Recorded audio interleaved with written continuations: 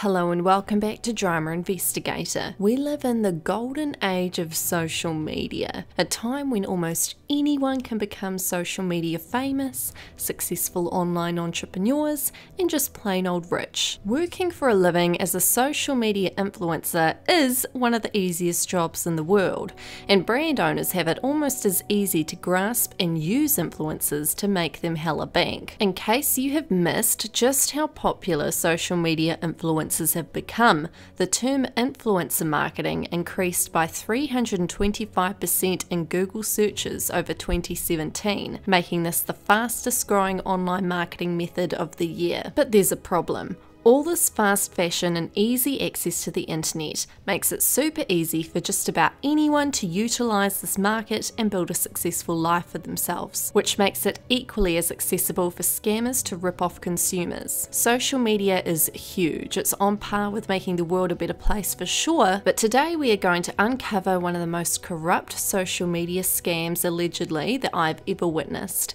And it turns out that this happens far more frequently than one could ever imagine.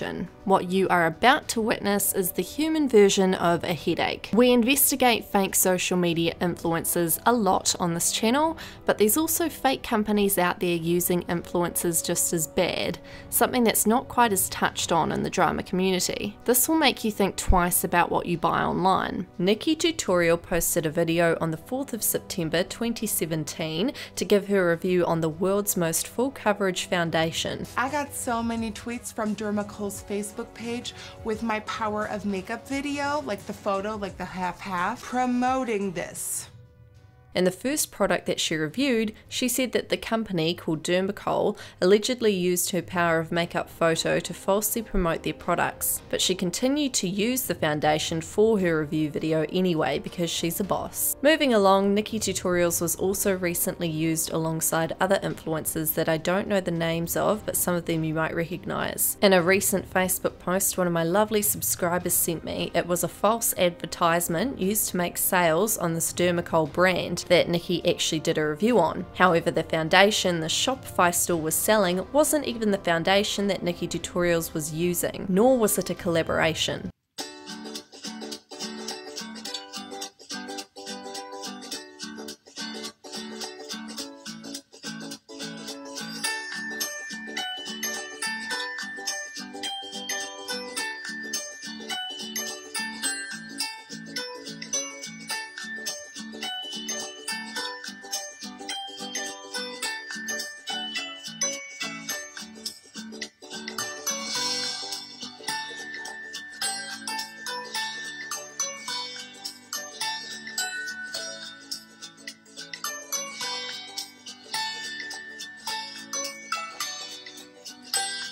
You can see here the Facebook page this video ad was broadcasted on is called Beauty Trends, which has 11,000 followers. Now, you might not think that's much, but that's still a business at the end of the day for companies that want to promote their products on niche pages. So here's the Shopify store that the fake advertisement video directs the consumers to. And remember, I don't have anything wrong with dropshipping sites, which I deem to believe allegedly this site is. As long as the dropshipping is done to an ethical standard, I don't judge. Dropshipping, for those who don't know, is a supply chain management method in which the retailer does not keep the goods in stock, but instead transfers the customer orders and shipment details to either the manufacturer, another retailer, or a wholesaler, who then ships the goods directly to the customer. Or to dumb it down to you in a hypothetical stance, a customer buys a foundation from a website like so. The website host contacts AliExpress and tells AliExpress to send their customers the foundation that's on their site, and not to mention that the product was bought from AliExpress, thus making a massive markup. Okay, so I'm just saying allegedly that this is a dropshipping site because A, it's on Shopify, and B, the layout is so half-assed in my opinion. But this site here has literally used Nikkie Tutorials and other influencers promoting other brands of foundation, and then they're claiming that the foundation is theirs and that you can buy it on their site. Now we can see here this video got 282,000 views, and I read somewhere that you can times the views by 20 to 30%, and that's how much sales you're estimated to make, allegedly, but definitely more considering how popular the influencer is. That's a lot of money this company has made off allegedly false marketing a product that's not theirs. And to top it all off, Nikkie Tutorials stated in her video where she promoted the actual foundation that it was not a sponsored video. This could also harm the foundation's sales that Nikkie Tutorial talks about in her review video of the foundation. And it's a shame because the foundation called Dermacol is supposedly one of the best foundations in the world for covering uneven skin, despite the company falsely using Nikkie Tutorial's image in the beginning. Here we can see that the actual original advertisement for the product had 8.2 million views on YouTube, and it's been really helpful for women who have skin conditions and that were wanting to find a foundation that helps them. This website called Shop World Outlet that has used a video of Nikkie Tutorials trying on a completely different foundation to the one they're advertising is using her video for marketing without consent. I headed on over to their website to investigate a little bit more, and this was the description for the product. Foera Soft Matte Full Coverage Liquid Foundation is both groundbreaking in its formula and genuinely effective in its coverage. I might even go as far to say that it's truly one of the best foundations I've ever tried, says beauty blogger Anna Lynn, who I looked up online and I just could not find this Anna Lynn anywhere, like didn't know who they were talking about. It's velvety smooth but not too mattifying, and it basically blurs out every line or blemish for a truly filter-like effect.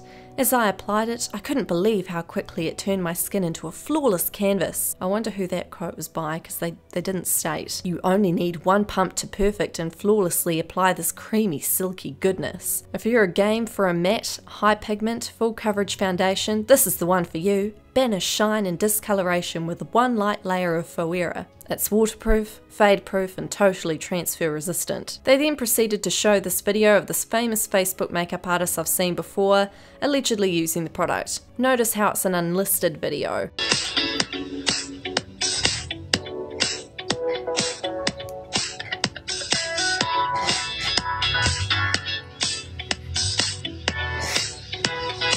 I'm pretty sure, no, in fact, I'm adamant that that Facebook influencer isn't using that Foera foundation. So then back to their website, if you click on the products, why the fuck are their fishing products being promoted on the same site? Like, that has no correlation to makeup whatsoever. Fuck's sakes, if you're gonna try and allegedly scam someone, at least do it correctly. Moving on, micro-influencers are also very prone to companies taking advantage of them too, not only with pay, wanting to send them free products for reviews so that they'll get sales, but also knowing that they probably can't afford a legal team to sue if they use their pictures for false advertisement. Which leads me to the next business that we're going to be talking about, Alea and Olivia, which is an online wig store who allegedly own a team of elite staff with professional skills and unlimited creativity. They have countless viral videos on how amazing and cheap the human hair wigs are, right? Wrong. This company is literally using videos posted by YouTubers who are promoting wigs that are from other brands and claiming them as their own. They are then selling their customers AliExpress wigs, allegedly, that are synthetic, not human hair, allegedly. This false form of advertising has gone unnoticed until now. The micro-influencers whose videos have been manipulated to promote this company are coming out. You might think this is a one-off incident, right?